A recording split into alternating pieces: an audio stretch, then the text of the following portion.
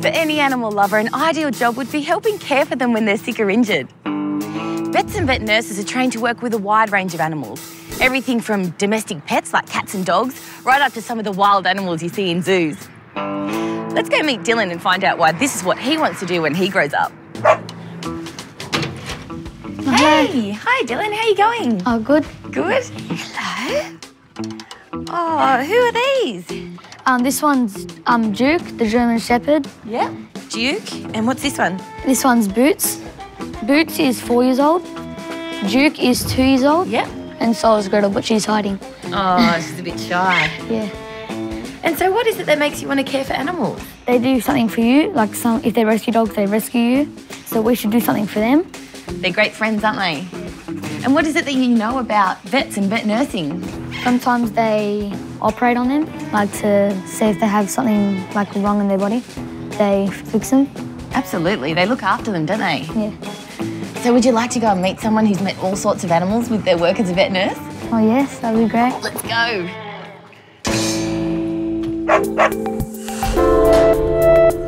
The role of a vet nurse in a clinic is they are essentially the first point of call. And so if someone walks in, it's the nurse that first has to assess the condition of the animal. And then from there, be able to get the vets, let them know what exactly is going on. So essentially what we do from that stage is assist the vets. Hi, Fabian. How are you going? Good, how are you? Good. This is Dylan. How you going, Dylan? Good. That's the way. So, Fabian, what animals have you worked with? I've worked with lots of different types of animals, but mainly I've worked with dogs and cats. I guess that's the main sort of animals that people have at home, so they're the most common ones that we see. So, what was your favourite subject at school? Well, I always loved all the science subjects, so biology and chemistry, but yeah, especially biology because I love learning about animals, about how their different systems work, how they live, how they breathe, where they live, and how they impact on the environment as well. And what's involved in the job of being a vet nurse? It can be very complex, but why don't I just go in and show you? Yeah, great. Cool.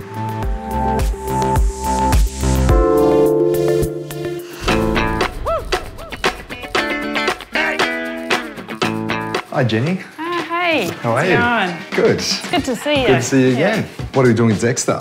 Yeah, so this is Dexter. He's my 5-month-old boxer, and as you can see, he's a bit special because he's white. And he had a seizure last night. It's actually the second one he's had within about 2 weeks. When they have seizures, it's actually a problem in the brain. Most likely in his case, because he's so young, we think it's probably epilepsy. Yeah, so same as people get epilepsy, dogs do too.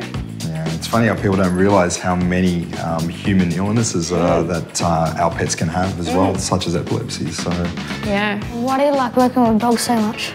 Well, they're man's best friend, aren't they? They're so special. I like working with them because it is like treating a family member. So I'm a doctor, but just for animals.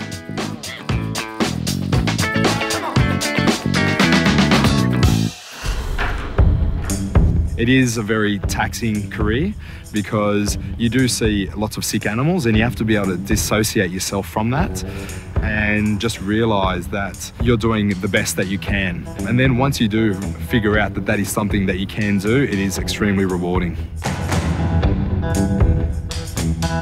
Hey Marta, how are you? Hi, good, how are you? Good. So what are we doing here?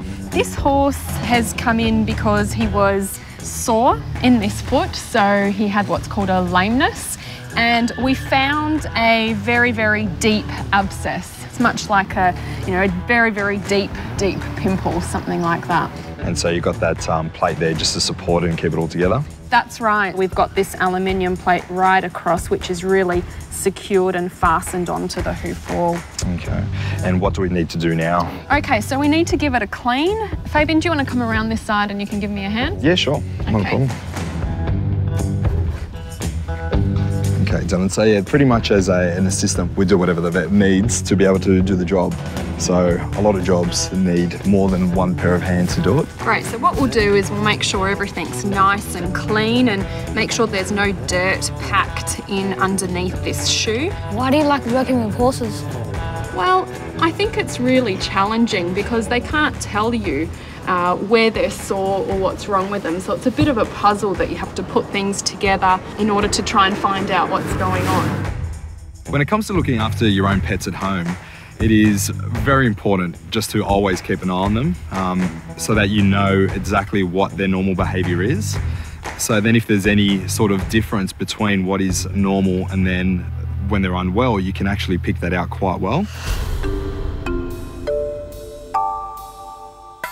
Besides just domestic animals, we also look after more exotic animals, and that's what they look after here. So come through, I'll show you. Great.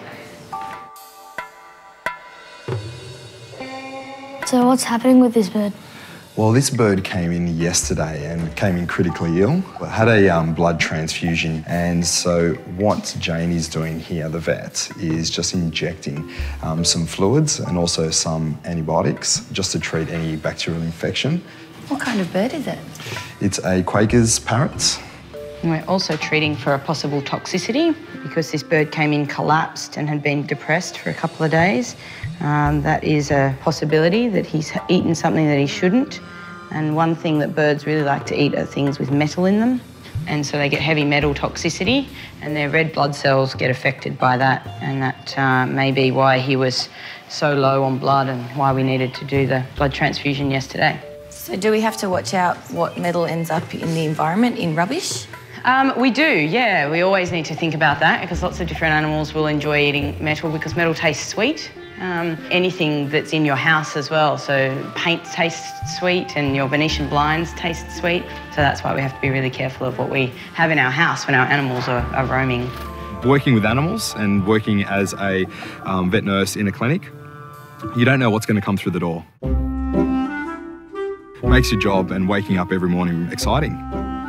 Just no hands near mouth. He loves his food. Yeah. And fingers look like food. What kind of injuries and illnesses do reptiles get? Well, guys like this, they commonly cross the road, so one of the most common injuries they get is by getting run over by a car. But yeah, the guys here, they do everything they can to rehabilitate them. And what lizard is this? This is a shingleback. So with this lizard, you can see that the tail looks very similar to the head, and so that is to confuse the predators so they don't know which side to go where the mouth is. The skin, it's very thick and protects their internal organs. It's like armour. Exactly, it is an armour. All right, let's have a look at Cyril. He's great, isn't he? All right, so Cyril, when he came in, had lots of skin infections. So we check his skin all the time to make sure that he's not got any problems anymore. And every year, reptiles shed their skin, so we've got to make sure that Cyril can shed all the little pieces of skin properly. Otherwise he'll get sore in the areas that the skin doesn't come off. So you can see his little toes. Some of them are a bit funny. He's missing a few. Missing a couple there. Yeah, that's right. And down the back here. Nice shiny coat as well. Yeah, nice shiny armour. And shiny. Yep. So that means that he's relatively well hydrated. And then we always check noses and mouths in reptiles, and you can see his mouth is nice and pink and a nice blue tongue. That's pretty normal for these guys. I've worked with a broad range of animals, from domestic animals, your dogs and cats, to mice, birds, to more exotic animals, your lizards, your snakes, and also with tigers. So what do you love about tigers? Well, the things I love about tigers changed over time, but when I was a kid, I just loved how independent and graceful and powerful they were, just what they symbolise. And then as I grew up, there's lots more that I learnt about them and more to love. I decided that that's what I wanted to study, so I went out of my way, designed my own project, approached them about it, and I pushed hard because it's something that I really wanted. So it just goes to show you that if you really want something, it is achievable. You just have to set your mind to it and do what you need to do to get there. What sort of behaviour have tigers shown in captivity? Well, while they're in captivity, some abnormal behaviours do arise, and one of those, you may have noticed that tigers do tend to pace backwards and forwards, normally in a bit of a ring pattern as well. And that is a behaviour that they try and control, and different zoos try and incorporate different ways. And one of the most common ways to control that is to use things called enrichment, just by putting food around and in the enclosure, so then they can actually try and find the enrichment and just trying to stimulate natural behaviours. Why is the studies of tigers so important? Well, it's very important because the population of wild tigers is just diminishing so quickly. The natural habitat is getting devastated in such a rate that we need to really think about how we can protect them. Everyone can do something, and every little thing that we can do can help in protecting the population in the wild.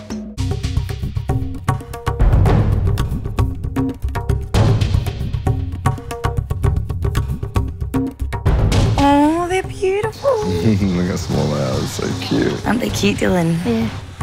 Just give him a little space in front there. Yep. Go, come right past. Come fly over this way. You want to give him a peck? Yes. Behind me. Come on, Dylan. Come around and give him on the backside.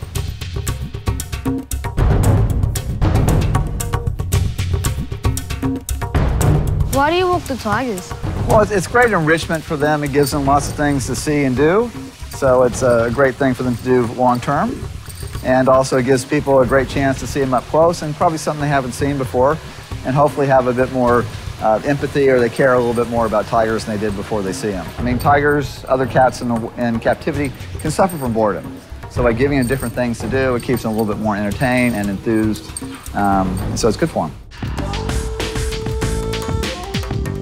They're full grown about 3 years of age. Right now he's just 7 months old, so he's just a little guy now. He'll probably weigh about 160 to 180 kilos when he's full grown. Right now he weighs about 55. So does he grow into those paws, or will they get bigger? Sort of. They always have pretty big feet, though. Yeah. And tigers are excellent swimmers, so by having big feet helps propel them through the water. How much does he eat on a daily basis? He eats about 2 kilos a day, a little bit over 2 kilos a day. And right now he's gaining about 1 or 2 kilos a week, so he's growing pretty fast at this stage. What do you feed him? He eats chicken, horse, beef, and kangaroo. So just all meat and a few vitamins and minerals added to that. What sort of role do you guys play in conservation here? We hopefully educate a few people about the dwindling numbers of tigers left in the wild, and there's only about 3,000 left in the wild. And also we raise quite a bit of funding for different projects we support in India and Far Eastern Russia and Sumatra. What can people do to save tigers in the wild? Well, the problems that they face are habitat destruction. So there's a lot of people using the forest for other purposes. So a lot of the funding that we receive goes to hiring forest guards to protect those last lands and prosecute people who are doing the wrong thing. It's just important to know that you're going to do the right thing and try to be a good global citizen and not just waste your environment. During my degree, I found out how diminished their population is in the wild, and then I thought, what is going to happen when they're gone? How's it going to affect the ecosystem? And how are we going to resolve this? So that is where you go to university, you do your studies, and you can help. I enjoyed this experience because when I get older, I want to be a veterinarian. When I go to university, I want to research about animals and how they live in their habitats, so I can connect with them and help them out. It's great to meet someone like Fabian that's so dedicated to caring for injured and sick animals. And hopefully this experience will encourage Dylan to follow his dreams and work in a vet surgery. Whether it's helping domestic animals or even big cats like these tigers.